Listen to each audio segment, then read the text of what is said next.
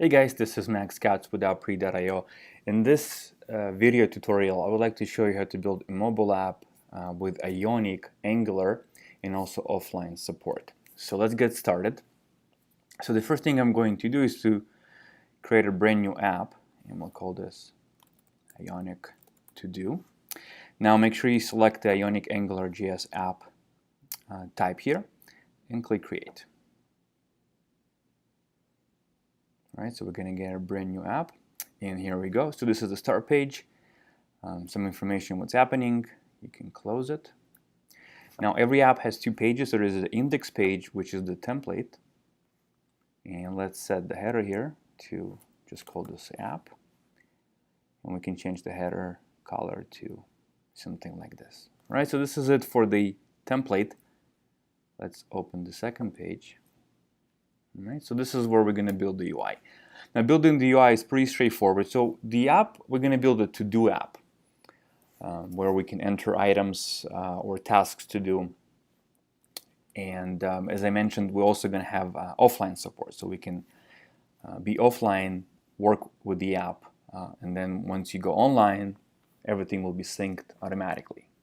It's kind of a magic. It's really cool. So as for the UI, it will be pretty simple. We'll get an input component, and then we'll get a button component.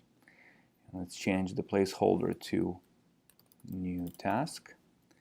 Now the button will make it take up the entire screen and say new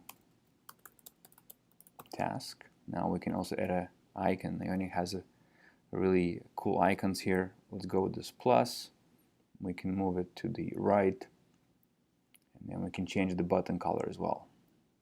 Alright, so that's how it looks. Now for the actual list of items, we're going to use a list component. And now the static list has 3 items, but because we're going to be getting data from a database, we actually just need 1 item because we'll use ngRepeat, right, to load the data or to display the data. So let's delete the 2 items. Alright, so this is the app. Now we can quickly test the app right in the browser. Now you can also test the app on the device, which I'm going to show you at the end. Alright, so this is the app. This is the real app running in the browser. So this is not a a simulator. This is just the actual app, and the frame is just kind of looks nice. But that's basically it. Alright, let's. This is it for the UI, right? So next we're gonna need to add a backend, and the first thing we're going to do is we're going to set up a database. Now right here you can see links to Appre.io backend services, and we're going to click on database. And it opens the database tab, and these are the databases that I have. I'm going to create a brand new database, and I'm going to call this to do TB and click create. Alright, there are some default collections for tables out of the box. This is for user management, this is for files, and this is for managing push. Now I'm going to create a new collection, call this to do. And I'm also going to, create a column first. Let me delete this row. Column name, right? This is string, but you can set different type as well if you would like. We'll just keep it as a string, right? So now when I click a row, and you can just enter some simple data. For example, build mobile app with Ionic Angular, right? Just some simple app. All right. So looks pretty simple. Again, we just created this as a NoSQL database in this example, and it's available out of the box. Now, what we're also going to do is we just need quickly to create one user here because we're going to be connecting to the database. So let's click plus row and set a password. All right, that's all we need to do. All right, so we got a database. What we're going to do next is we basically need to obviously access the database from the app, and we also would like to have offline support, right, out of the box. And so for that, we need to create an API Express project, which basically will connect the app with the database and will offer us offline support out of the box. So let's go to API Express. All right. And the first thing I need to do is I need to create a database connection. So let me click here, and we call this to-do app connection. Now, notice you can connect to a relational database, an external relational database. In this example, I'm actually connecting to the Opry.io database. But again, you can as easily connect to a relational database. All right, I'm going to select the database. All right, and then this is why you need that user. We're going to click test successful, and we're going to save. All right, so we just added a new connection. And again, this is just a standard way of adding a database connection, right? I have a connection to Amazon, for example, here, and as I mentioned, you can as easily connect to any external SQL database. So once I have a database, I'm going to create a new project, and I'll call this to do. Then I'm going to open, and here I'm going to generate APIs that will talk to the database.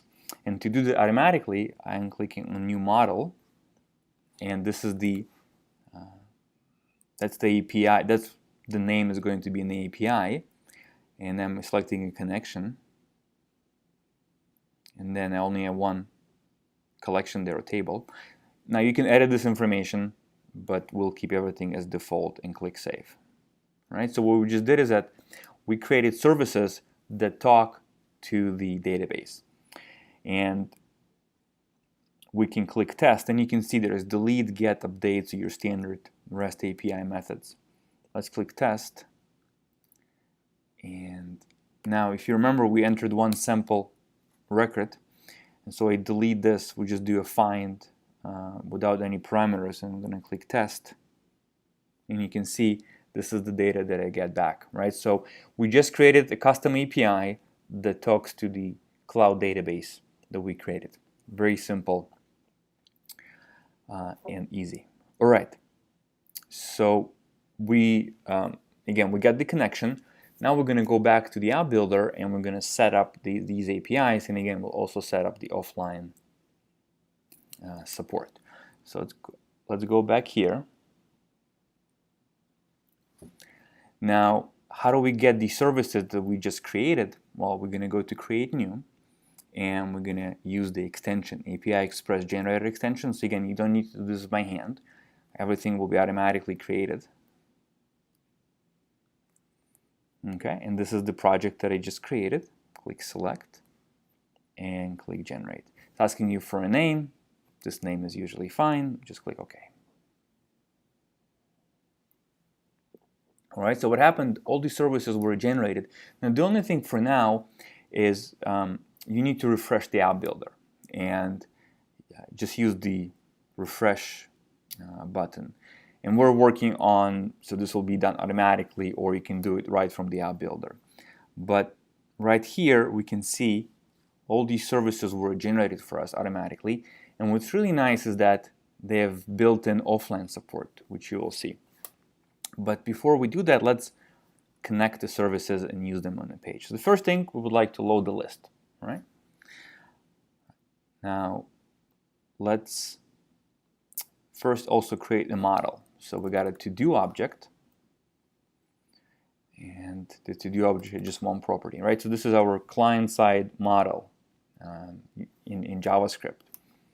And then we're going to create a to-do list. Right? And the to-do list, it will be an array, and it will contain to-do items. Okay, very simple, straightforward, just two objects. Now let's go to the first page, and notice I'm in design view, and now I'm going to switch to scope. Now, because this is Ionic and Angular, basically your controller, this is your controller, and it's automatically created, so there is nothing really for you to do. But let's add a variable to the scope, and that's to-do list. Right, and then we can select the type, has to be a to-do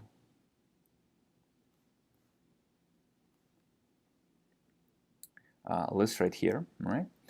And now let's create a function, and we'll call this load tasks, right? And we can click edit.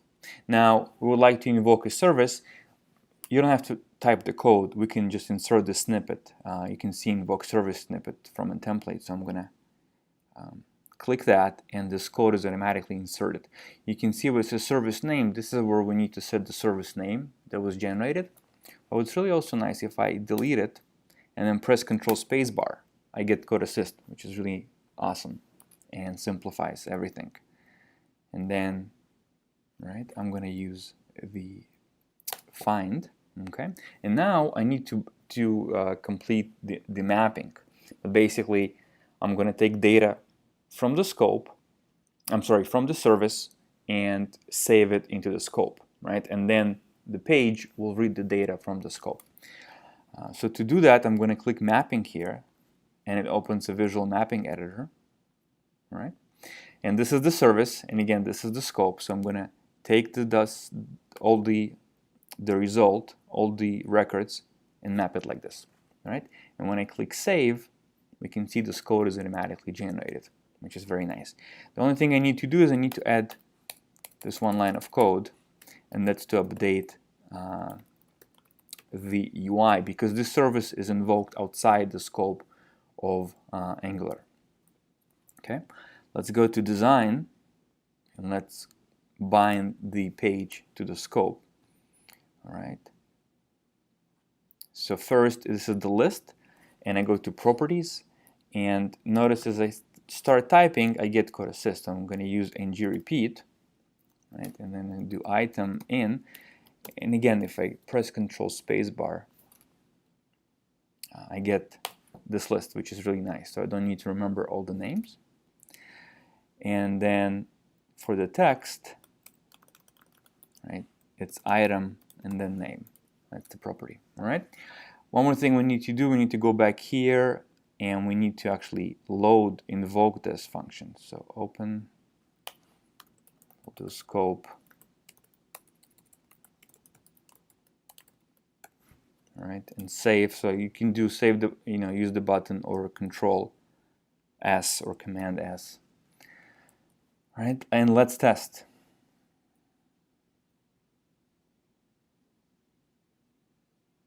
All right, and we can see that the item was loaded. So it's pretty neat. So you can see it's pretty simple and very fast, right? We build a one-page app. We set up a database, and right away we can load the list, right? But of course now we want to set up the button so we can add items. So let's work on that. Okay, so let's go back. Let's create another variable in the scope. That's the new to-do item. It's of type to-do. Let's add a new scope function and add it. And again, we're going to insert the template. Okay, and again, delete and then Control spacebar, and selecting the create service. Now we need to do mapping again. So this case we need to do input mapping, right, from the scope to the input for the service. So we're going to click mapping right here, right? And again, this is the data in the scope. So I'm going to take the to-do and map it to the name, right? Pretty cool. And then this code was generated. Now, once I'm done, just to keep it simple, we need to refresh the list, right? So we're going to, all right. So this is what we need to do, and then we can also add this here. All right. Here we go. All right, pretty simple. Now let's go and bind the page to the scope. So right here I select the input component, and you can see in gmodel here, and you can see I can press Control spacebar and then to do, right? So this is binding to the model, and then for the button in g-click and then Control spacebar, you can see new task. All right, let's go ahead and test it.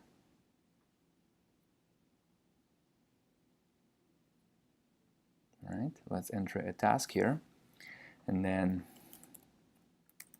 let's say try this cool tutorial.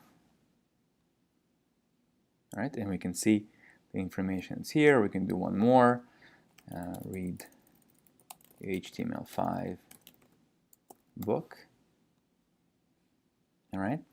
And if I actually go to the database, let's go back to the database, we can see that the data is there.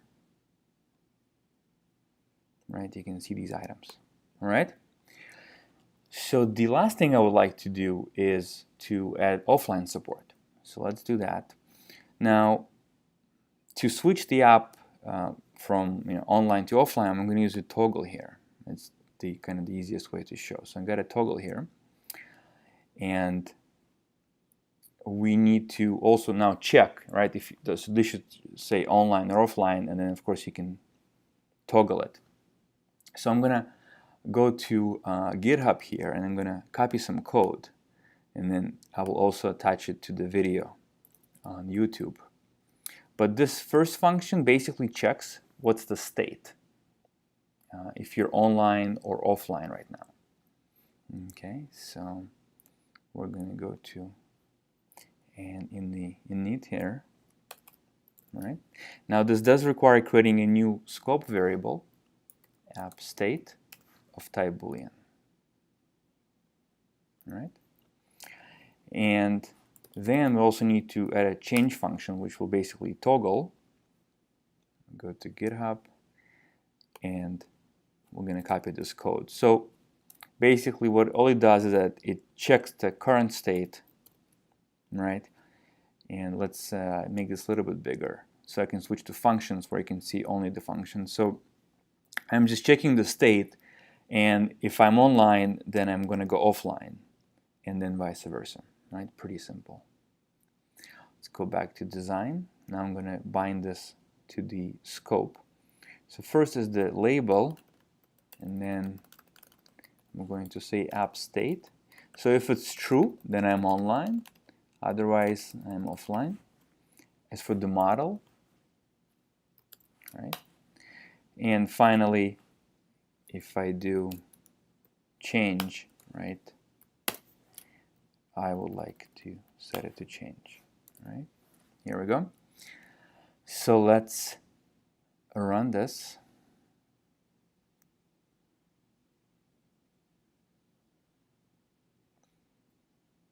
All right, so I am online. Let's add one more item. Let's see. Try app.pre.io. All right, we got a new item. So now let's go offline. So I'm going to go offline, and let's do this. Now, before I click the button, let's go to the database, and just to show you here. So you can see I have the 4 items, and I go back, and I'm going to click. Now, this item has been added, right? So I still would like to be able to use the app even though I'm offline. So this item was added. But if I go to my database, the item is not here, right? Because I am offline right now. Now, let's do one more.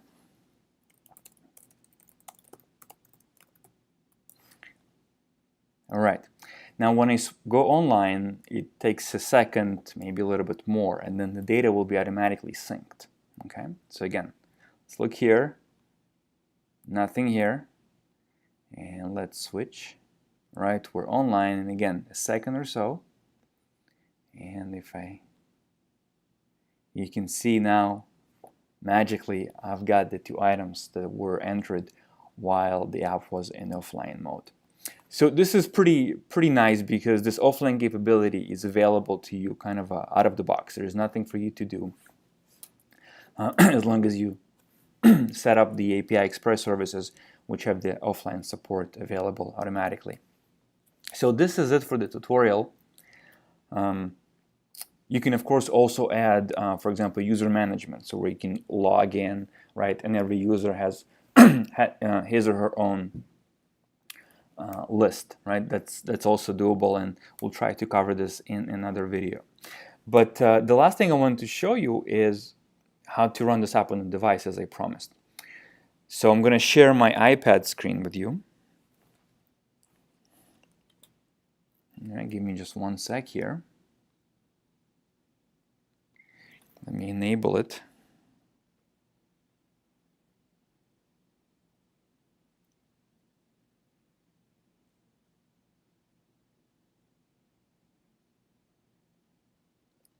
All right, so this is my iPad screen. All right, and let me just quickly, give me a second, let me just log in, and you'll be able to see the app.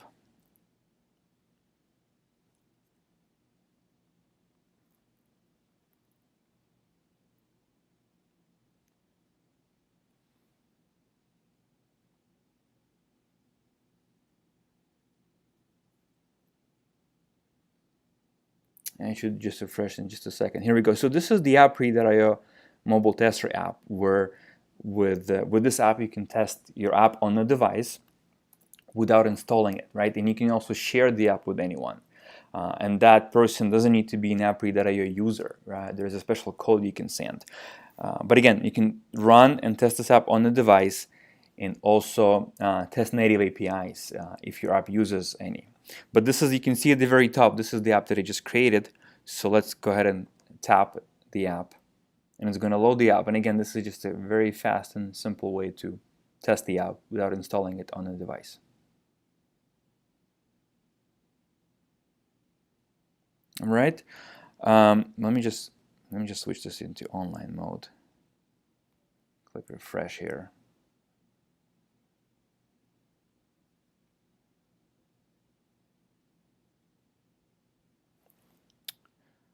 All right, let me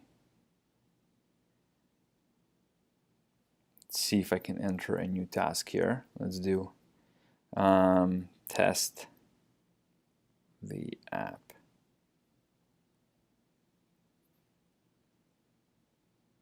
All right, here we go. So you can see this is the list, and you can see the item at the end as well. All right, and now let's try to go offline, and let's see here. It says offline from iPad. Right.